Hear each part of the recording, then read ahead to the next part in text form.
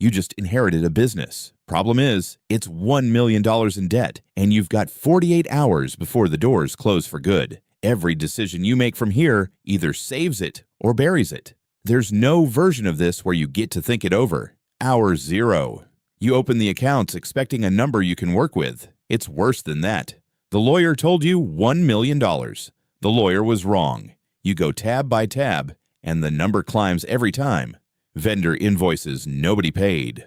A loan that's been quietly accruing interest for 8 months, $1.4 million, and payroll is due in 5 days.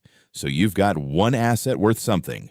A warehouse the company hasn't touched in 3 years. A buyer wants it, $180,000, cash, today. That covers payroll and buys you room to breathe. Except an hour later, a second call comes in. A bigger opportunity, a contract that could bring in 10 times that if it closes. But it hasn't closed. It might not. You've got until 6 p.m. to answer the first buyer, or the offer's gone. You take the $180,000. Anyway, if you've ever had to choose between the safe number and the bigger maybe, you know exactly what that decision costs, even when it's the right one. Payroll's covered now.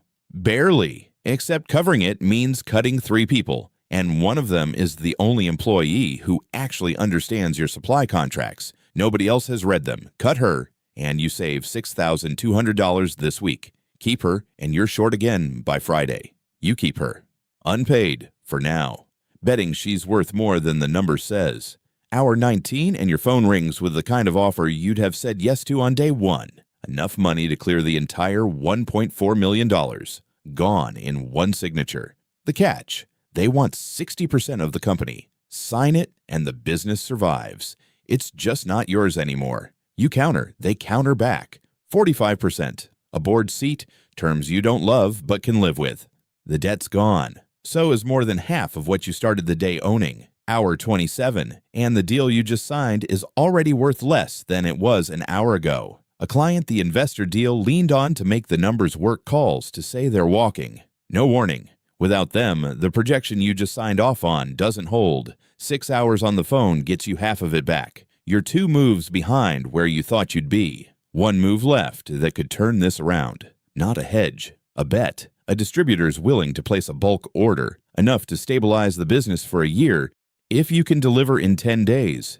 You don't have the inventory. You'd have to spend money. You don't have to make inventory you're not sure you can sell. Everyone around you says it's too risky, too late. You place the order anyway.